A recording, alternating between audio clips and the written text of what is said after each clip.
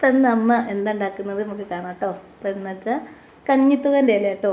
ഞങ്ങളവിടേക്കൊക്കെ ഇതിന് കഞ്ഞിത്തൂവ എന്നിട്ട് പറയാം. അപ്പോൾ ഇതിന് വേറെ എന്തൊക്കെയൊക്കെ പേര് പറയുന്നുണ്ട് കേട്ടോ. അപ്പോൾ നിങ്ങൾ കാണുന്നവരുണ്ടെങ്കിൽ ഈ ഇലയ്ക്ക് എന്താണ് പറയാനുള്ളതെന്ന് കമൻറ്റ് ചെയ്യണം കേട്ടോ. നിങ്ങളിത് എങ്ങനെ വെക്കാറുണ്ടെങ്കിൽ എങ്ങനെയാണെന്ന് പറയണേ. ഞങ്ങളിതുപോലെ താളിച്ചെടുക്കുക, പിന്നെ തേങ്ങയും പച്ചമുളകൊക്കെ ചതച്ചിട്ടിട്ട് അങ്ങനെയൊക്കെ ഉണ്ടാക്കും കേട്ടോ. അപ്പോൾ നല്ല ടേസ്റ്റാണ്. അപ്പോൾ ഇന്ന് ഉച്ചയ്ക്ക് ഞങ്ങൾ വിചാരിച്ച ഫുള്ള് പച്ചക്കറി തന്നെ ആവട്ടെ.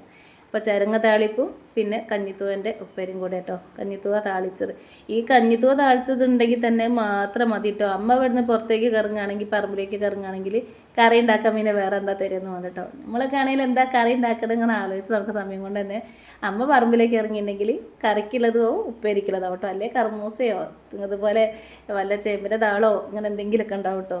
അപ്പം പണ്ടുള്ള ആൾക്കാരൊക്കെ അധികം തന്നെ അല്ലേ ഇങ്ങനെ ഇതുപോലെയൊക്കെ ഇലവർഗ്ഗങ്ങളൊക്കെ അധികം ഉണ്ടാക്കലുള്ളൂ. അപ്പം പിന്നെ അധികം ഇറച്ചി മീനൊക്കെ കിട്ടുന്നതിനോട് നമ്മളങ്ങനെ ഉണ്ടാക്കുന്നുള്ളൂ. അപ്പോൾ ഈ കഞ്ഞിത്തൂവൻ്റെ ഇലയൊക്കെ താളിച്ചിട്ടുണ്ടെങ്കിൽ മാത്രം മതി കേട്ടോ ചോറ് കഴിക്കാൻ. അപ്പോൾ ഞങ്ങൾ ചെറുങ്ങൻ്റെ ഇതുപോലെയാണ് കഞ്ഞിവെള്ളത്തിൽ കുറച്ച് താളിച്ചെടുക്കട്ടെ. ഞാൻ കുറച്ച് കഞ്ഞിവെള്ളം എടുത്ത് വെച്ചതിന് ഞാൻ എൻ്റെ പച്ചമുളക് ഇട്ടിട്ട് കറിവേപ്പില ഇട്ടിട്ട് എൻ്റെ അകത്തേക്ക് കഞ്ഞിവെള്ളം ഒഴിച്ചിട്ട് വേവിച്ചെടുക്കുക കേട്ടോ ചെയ്യാം.